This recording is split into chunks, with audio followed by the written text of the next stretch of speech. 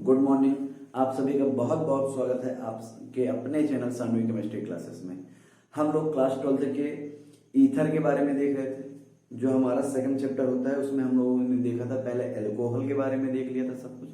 उसके बाद हम लोगों ने फिनॉल के बारे में पढ़ लिया था। अब हमारा थर्ड पार्ट बचा था इसमें ईथर, जिसमें से ईथर के हमने 2 पार्ट कंप्लीट किए थे। फर्स्ट पार्ट में कंप्लीट किया था कि ईथर क्या होते हैं, इनके क्लासिफिकेशन किस किस प्रकार से होते हैं और इसके आइसोमेरिज्म कौन कौन से होते हैं, ये किस किस प्रकार की आइसोमेरिज्म प्रदर्शित करते हैं। सेकंड पार्ट में हमने कंप्लीट किया था कि ईथर को कैसे बनाते हैं, मतलब प्रिपरेशन ऑफ ईथर्स।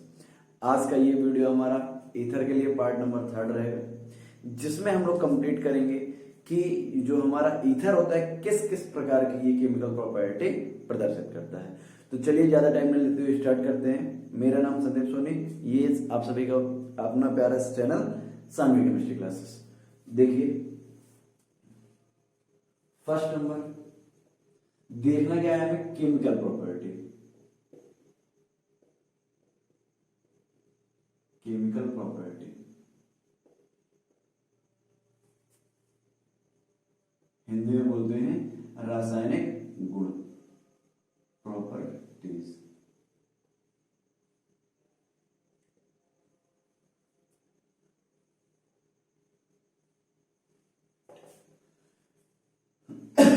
इसमें फर्स्ट नंबर हेलोजिनेशन। हेलोजिनेशन के बारे में मैं आपको कई बार बता चुका हूं कि हेलोजिनेशन क्या होता है। हेलोजिनेशन का मतलब होता है हेलोजन से मिल गया। फर्स्ट पार्ट होगा हमारा हेलोजिनेशन।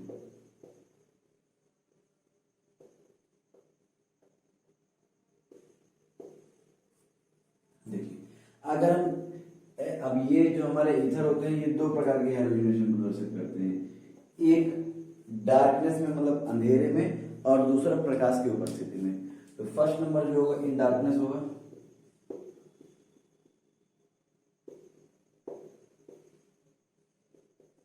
क्या होगा यहाँ पे, अगर हम कोई ईथर ले लेते हैं, सपोज करिए हमने लिया CH3 O CH3 ये, या फिर इसी की जगह सपोज करिए हमने लिया CH3 CH2 O CH2 CH3।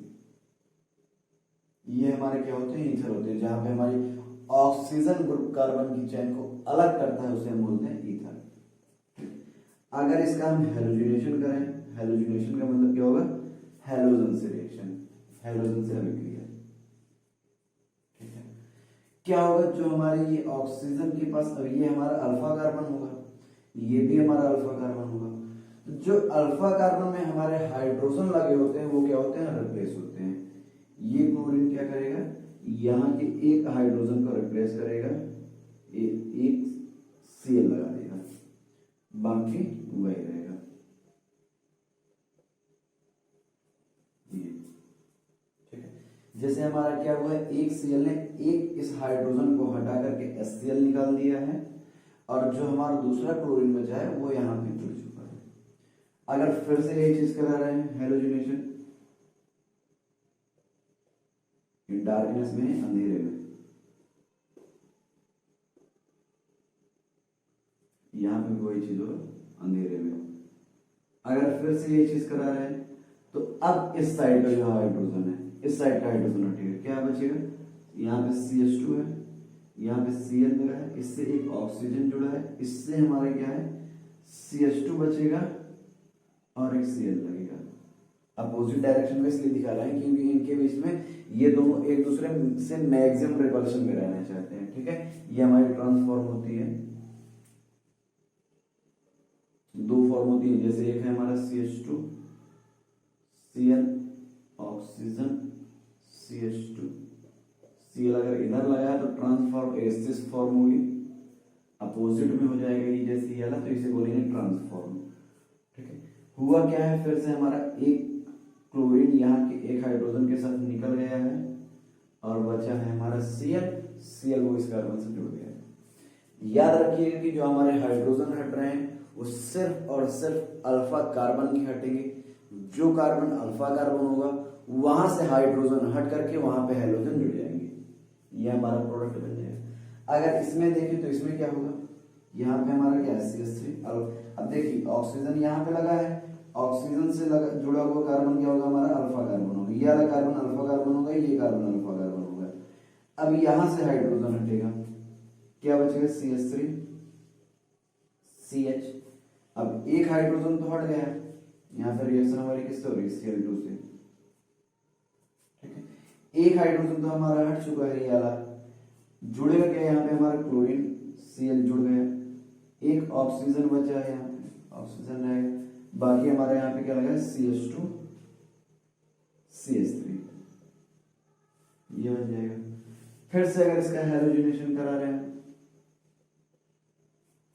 तो फिर क्या होगा, अब इस साइड का हमारा एक हाइड्रोजन हटेगा,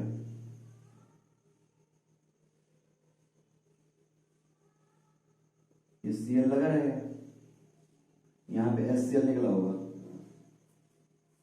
ये Cl लगा रहेगा, यहाँ पे क्या जुड़ा है ऑक्सीजन, इससे बचेगा H बचेगा, एक हाइड्रोजन यहाँ से भी निकल जाएगा इस Cl को लेकर के, और एक Cl यहाँ पे लग जाएगा, और यहाँ पे क्या रहेगा हमारा CH3, ये हमारा प्रोडक्ट बन जाएगा, ठीक है, ये प्रोडक्ट बन जाएगा। अब यहाँ पे होता क्या है, एक एक स्टेप में हमारे एक एक अल्फा हाइड्रोजन हमारे हटते हैं। अगर आगे फिर से हैलोजिनेशन कराएं या फिर बोल दीजिए कि हैलोजन की अधिक मात्रा होगी तो फिर से अभी जो हमारा ये हाइड्रोजन बचे हुए हैं अल्फा हाइड्रोजन, ये भी एक एक स्टेप में रिप्लेस हो जाएंगे, किसके द्वारा, हैलोजन के द्वारा, ठीक है। तो ये रिएक्शन होती है हमारे डार्कनेस या अंधेरे में हैलोजिनेशन। एक होता है in the presence of sunlight, in the presence of light या सनलाइट बोल दीजिए, ठीक है। अगर सूर्य के प्रकाश की उपस्थिति में अगर हम कराते हैं तो क्या होगा, अब ये अंधेरे का मतलब क्या है, ये जो रिएक्शन होती है तो जस्ट स्ट्रिप में हम लोग ये जिस ऑपरेटर में कराते हैं उसमें हम क्या करते हैं, चारों तरफ से ब्लैक पेपर लपेट देते हैं, ठीक है। इसका मतलब ये है, उसका मतलब हो जाता है अंधेरे में। अब उस पर हमारे किसी प्रकार से लाइट नहीं अंदर जा पाती है, पूरी तरह से कवर्ड कर देते हैं ब्लैक पेपर से, कार्बन पेपर से, जिससे इसको बोल देते हैं हम अंधेरे में रिएक्शन, ठीक। सेकेंड पार्ट होगी इसकी, अगर हम देखें हैलोजिनेशन की, अगर सनलाइट की प्रेजेंस में करें, इसे नोट कर लीजिए।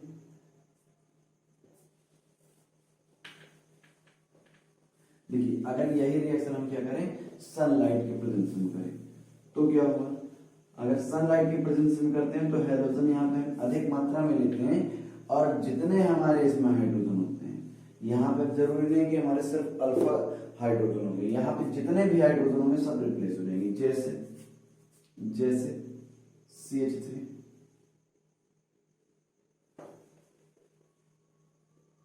ये सेकंड नंबर है इसका, in the presence of sunlight, in the presence of sunlight, क्या हुआ यहाँ पे, सपोज करिए हमने लिया है CH3 CH2 O CH2 CH3, suppose करिए हमने डाइएथिल ईथर लिया हुआ है हमारी। अब इसका हैलोजिनेशन करा रहे हैं अगर सनलाइट या HNO भी लिखा जा सकता है।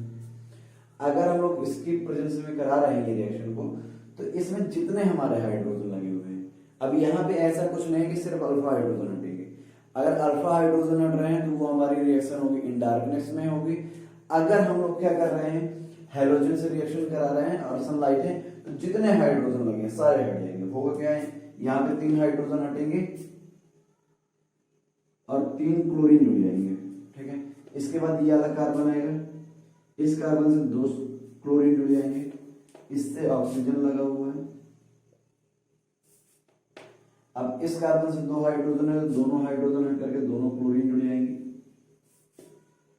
इसमें 3 हाइड्रोजन है, यहां से तीनों हाइड्रोजन हट करके तीनों क्लोरीन जुड़ जाएंगे।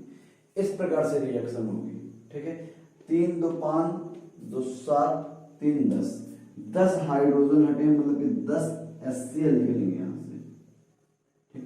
और यहाँ पे हमारे 10 क्लोरीन जुड़े हैं, मतलब कि 10 दूनी 20 क्लोरीन की आवश्यकता होगी। 10 यहाँ जुड़ चुके हैं, 10 यहाँ निकले हैं। इस प्रकार रिएक्शन होगी। एक और देखिए, जैसे सपोज करिए हमने लिया CH3 O CH3, कोई जरूरी नहीं कि हमारे ये सिमेट्रिकल ही होना चाहिए, अनसिमेट्रिकल भी होता है। अनसिमेट्रिकल का मतलब क्या होगा कि ऑक्सीजन के इस साइड और इस साइड के ग्रुप हमारे डिफरेंट हो, इसका अगर आप हैलोजिनेशन करा रहे हैं सनलाइट के प्रेजेंस में, HNO ले लीजिए। अब क्या होगा यहाँ पे, जो ये 3 हाइड्रोजन ये है, 3 हाइड्रोजन ये है, ये हाइड्रोजन पूरी तरह से हट जाएंगे। यहाँ पे 3 क्लोरीन जुड़ जाएंगे, इसमें ऑक्सीजन जुड़ेगा और यहाँ पे CCl3 रहेगा। निकलेगा क्या, कितने क्लोरीन जुड़े, कितना हाइड्रोजन हटे हैं, 6, यहाँ से 6 HCl निकल जाएगा। अब यहाँ पे 6 हैं, 6 यहाँ पे हैं, 12 हुए, 6 हम यहाँ पे ले लेंगे, 12 हाइड्रोजन का 12 क्लोरीन का यूज हो जाएगा। इस प्रकार से रिएक्शन होती है। अगले रिएक्शन की ओर चलते हैं। अगले रिएक्शन देखते हैं हम लोग, फॉर्मेशन ऑफ परऑक्साइड। परऑक्साइड का निर्माण इससे कैसे होगा, नोट कर लीजिए इसे। सेकंड है हमारा peroxide, formation of peroxide.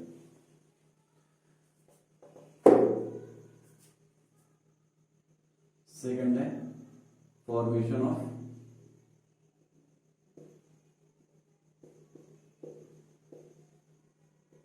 Peroxide, formation of peroxide.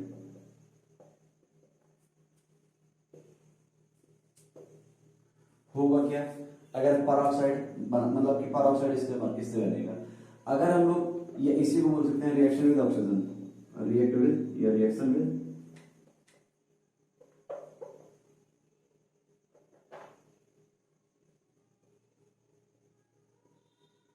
Oxygen. मतलब क्या है, ईथर ले लें हम, जैसे हमारा CH3, ऑक्सीजन और CH3 ये है। इसके रिएक्शन हम किससे करा दें, ऑक्सीजन से। ऑक्सीजन से कराते हैं तो क्या बन जाता है, यहाँ पे हमारा परऑक्साइड बन जाता है। ऑक्सीजन CH3 और ये सिंगल बॉन्ड बना देता है इस ऑक्सीजन से। इसमें क्या किया होगा, इसके पास 2 लोन पेयर रहते हैं, एक लोन पेयर क्या करता है, ये डोनेट करके कोऑर्डिनेट बॉन्ड बना देता है। इसे बोल देते हैं हम परऑक्साइड। एक रिएक्शन और देखिए, जैसे हम क्या लगाएं CH3, अब यहाँ पे हमारे हाफ ऑक्सीजन यूज होगा, बैलेंस हो जाएगी, एक ऑक्सीजन ये बचा, एक 2 ऑक्सीजन है, 2 ऑक्सीजन हमारे यहाँ पे है। अगर हम क्या करें, CH3 CH2 ऑक्सीजन और C2H5, ये दोनों हमारे सेम है, C2H5 ये भी है, C2H5 ये भी है। इसके रिएक्शन हम किससे करें, ऑक्सीजन से ही कराएं। होगा क्या, इसके पास लोन पेयर होते हैं, ये डोनेट करेगा इस ऑक्सीजन को। यहां पे मैं साथ में लिखे दे रहा हूं C2H5 हो गया ये हमारा। ये ऑक्सीजन क्या करेगा, लोन पेयर अपने डोनेट करेगा, ये ऑक्सीजन अपने लोन पेयर डोनेट करेगा किसे, इस ऑक्सीजन को, और इसके साथ कोऑर्डिनेट बॉन्ड बना देगा। अब इसके पास एक लोन पेयर बचेगा। तो इस प्रकार हमारे क्या होता है, परऑक्साइड का फॉर्मेशन होता है। परऑक्साइड, ये भी परऑक्साइड है। इस प्रकार से हमारे परऑक्साइड का फॉर्मेशन होता है। हम लोग करेंगे क्या, ईथर लेंगे, ईथर की रिएक्शन हम ऑक्सीजन से करा देंगे, तो हमारा क्या बन जाएगा, परऑक्साइड का फॉर्मेशन हो जाएगा। नोट कर लीजिए। अगर इसे हम क्या करें, अब देखिए आप लोग जानते हैं कि लुईस एसिड और लुईस बेस क्या होते हैं, जिनके ऊपर इलेक्ट्रॉन लोन पेयर होते हैं, या इलेक्ट्रॉन पेयर बोल दीजिए, जिनके ऊपर हमारे क्या होते हैं, लोन पेयर होते हैं, वो हमारे लुईस बेस की तरह कार्य करते हैं। ईथर के पास हमारे क्या है, 2 लोन पेयर है, तो ये हमारे एक बेस की तरह कार्य करेगा, लुईस बेस की तरह। तो अब ये अगर इसकी रिएक्शन हम किसी एसिड से करा दें, अगर हम इसकी रिएक्शन किसी एसिड से करा दें, तो हमारे ऑक्सोनियम सॉल्ट का फॉर्मेशन हो जाता है, मतलब सॉल्ट का फॉर्मेशन होगा।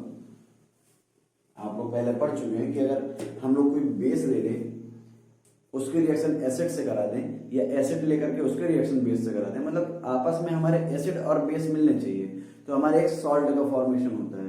तो हमारे जो ये ईथर होते हैं, ये एक प्रकार से लुईस की तरह, लुईस बेस की तरह व्यवहार करते हैं, क्योंकि इनके ऊपर क्या होता है, इनके पास क्या होता है, लोन पेयर होते हैं। लोन पेयर जिनके पास भी होते हैं, वो मतलब जो एटम लोन पेयर देने की टेंडेंसी रखे, अगर लोन पेयर डोनेट कर रहा है तो उसके ऊपर हमारे पास क्या होना चाहिए, लोन पेयर होना चाहिए, तभी तो वो डोनेट करेगा। तो जिनके पास लोन पेयर होता है जैसे अमोनिया है, तो ये लुईस बेस की तरह कार्य करते हैं, और जो उस लोन पेयर को एक्सेप्ट करने की टेंडेंसी रखते हैं उन्हें हम क्या बोलते हैं, उन्हें बोल देते हैं लुईस एसिड। जैसे देखिए, जैसे हमारा ईथर है CH3, थर्ड नंबर है हमारा formation of oxonium salt, formation of oxonium salt, या सीधे सॉल्ट से लिख दीजिए हेडिंग, रिएक्शन विद एसिड्स।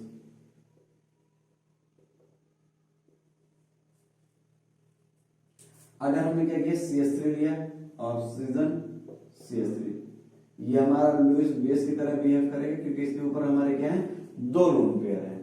अगर इसकी रिएक्शन हम HCl से करा दें, अब ये कैसा होगा, कंसंट्रेट होगा और गर्म होगा, कंसंट्रेट। अब क्या होगा, यहां पे ये हाइड्रोजन जो है हमारा, हाइड्रोजन का इलेक्ट्रॉन खींच लेगा क्लोरीन, तो क्लोरीन पे आएगा निगेटिव चार्ज, हाइड्रोजन पे आएगा पॉजिटिव चार्ज। ये हाइड्रोजन उठ करके इस ऑक्सीजन के पास आएगा और ऑक्सीजन अपने लोन पेयर डोनेट करके इससे बॉन्डिंग कर लेगा। क्या बनेगा, CH3 ये रहेगा हमारा उसी प्रकार से, ये CH3 हमारा इस ऑक्सीजन से जुड़ा है, ऑक्सीजन हमारा फिर से CH3 से जुड़ा हुआ है। अब इस ऑक्सीजन ने लोन पेयर इसे दिए होंगे तो ये बॉन्डिंग कर लेगा और हाइड्रोजन, ठीक है। अब यहाँ पे इस ऑक्सीजन के ऊपर कैसे चल जाएगा, पॉजिटिव, क्योंकि इसने इलेक्ट्रॉन तो दिए हैं। हाइड्रोजन पहले निकला था HCl से, जब ये हमारा बॉन्ड बना हुआ था HCl का, इसके इलेक्ट्रॉन खींचे क्लोरीन में, क्लोरीन पे आया कैसा चार्ज, निगेटिव आया, हाइड्रोजन ने अपने इलेक्ट्रॉन डोनेट किए, इसके ऊपर पॉजिटिव चार्ज आया। अब ये हाइड्रोजन इस ऑक्सीजन के पास जाता है, ये इससे लोन पेयर लेता है, लोन पेयर लेगा। अब जैसे ही ये इलेक्ट्रॉन लेता है तो इसके ऊपर निगेटिव चार्ज आ जाएगा। अब निगेटिव चार्ज आने के कारण ये पॉजिटिव न्यूट्रल हो जाता है, पहले से पॉजिटिव होता है, एक इलेक्ट्रॉन एक्सेप्ट करता है तो उसके ऊपर निगेटिव चार्ज आता है जिससे न्यूट्रल हो जाता है ये। अब इसने दिया तो इसके ऊपर पॉजिटिव, इसने लिया तो निगेटिव, और ये पहले से क्या था हमारा, पॉजिटिव चार्ज था, न्यूट्रल हो जाता है, और क्लोरीन इसी के आसपास रहता है। इसे बोलते हैं ऑक्सोनियम सॉल्ट। इसी प्रकार अगर हम दूसरी रिएक्शन, सपोज करिए हमने H2SO4 से रिएक्शन करा दी, सपोज करिए हमने ये लिया हुआ CH3O CH3, इसकी रिएक्शन हम किससे करा दें, H2SO4 से, H2SO4 से, तब क्या होगा, अब ये कैसा हमारा कंसंट्रेट रहेगा और इसे गर्म करना पड़ेगा। अगर ठंड डायल्यूट लेंगे तो वो दूसरे प्रकार से रिएक्शन देता है, अगर हम लोग डायल्यूट H2SO4 ये यूज कर लें तो दूसरे प्रकार से रिएक्शन देगा। लेकिन अगर हम कंसंट्रेट यूज कर रहे हैं, गर्म कर रहे हैं, तो फिर से ये ऑक्सोनियम सॉल्ट का फॉर्मेशन करेगा। यहां से एक हाइड्रोजन निकलेगा, एक हाइड्रोजन निकलेगा इलेक्ट्रॉन अपने डोनेट करके, और यहाँ पे क्या बचेगा, HSO4 निगेटिव चार्ज, ये हाइड्रोजन निकलेगा। ये हाइड्रोजन फिर से इस ऑक्सीजन के पास आएगा, ऑक्सीजन क्या करेगा, अपने इलेक्ट्रॉन पर डोनेट करेगा और उससे बॉन्डिंग कर लेगा। बचा गया है हमारे यहाँ पे CH3, ये CH3 इस ऑक्सीजन से जुड़ा है और ये ऑक्सीजन फिर से हमारे CH3 से जुड़ा हुआ है। अब ये ऑक्सीजन क्या करेगा, फिर से अपने इलेक्ट्रॉन पेयर डोनेट करके बॉन्डिंग करेगा हाइड्रोजन से, इसके ऊपर कैसे चल जाएगा, पॉजिटिव, और हमारे यहाँ पे क्या बचेगा, HSO4 नेगेटिव चार्ज। तो इस प्रकार से हमारे ऑक्सोनियम सॉल्ट का फॉर्मेशन होता है, नोट कर लीजिए इन्हें।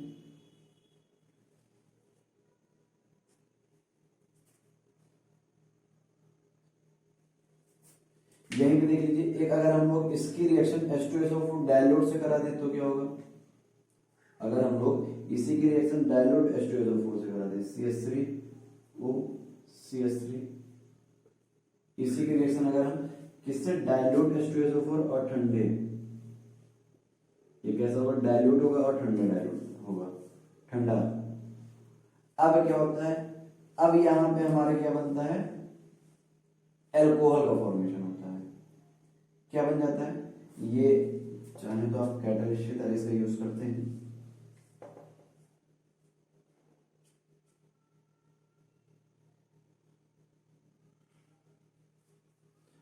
क्या होगा यहाँ पे हमारा, यहाँ पे ये काम क्या करेगा, जल अपघटन कराएगा। अगर हम इसका जल अपघटन करा दें किसकी उपस्थिति में, H2SO4 की उपस्थिति में। अब ये कैसा होगा, डाइल्यूट होगा और हमारा ठंडा होगा।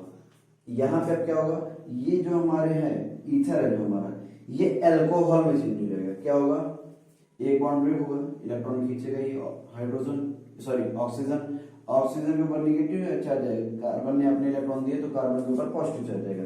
अब जो हमारा H2O है ये टूट जाएगा हमारे केस में H+ आयन और OH- आयन में। अब अपोजिट चार्ज में क्या होगा, अट्रैक्शन होगा। यहाँ पे CH3O है, O के ऊपर निगेटिव है, इसे चाहिए पॉजिटिव, ये बना देगा CH3OH बना देगा। इसी तरह यहाँ पे हमारा CH3 है, इसके ऊपर पॉजिटिव है, ये इसे अट्रैक्ट करके फिर दूसरा मॉलिक्यूल बना देगा। मतलब कि जो हमारा मेथिल अल्कोहल होगा CH3OH, इसके दो मूल बन जाएंगे हमारे। ये क्या होगा हमारा मेथिल अल्कोहल, मेथिल अल्कोहल। इस प्रकार से हमारे अगर हम लोग H2SO4 की प्रेजेंस करा रहे हैं, लेकिन कैसा होना चाहिए, ये डाइल्यूट और जल अपघटन होता है, फिर हमारा क्या बन जाता है, अल्कोहल का फॉर्मेशन होता है। तो इस वीडियो में इतना ही, मिलते हैं नेक्स्ट वीडियो में। आई होप अगर वीडियो पसंद आया हो तो वीडियो को लाइक करिए, शेयर करिए, कमेंट करिए। Thank you, have a nice day.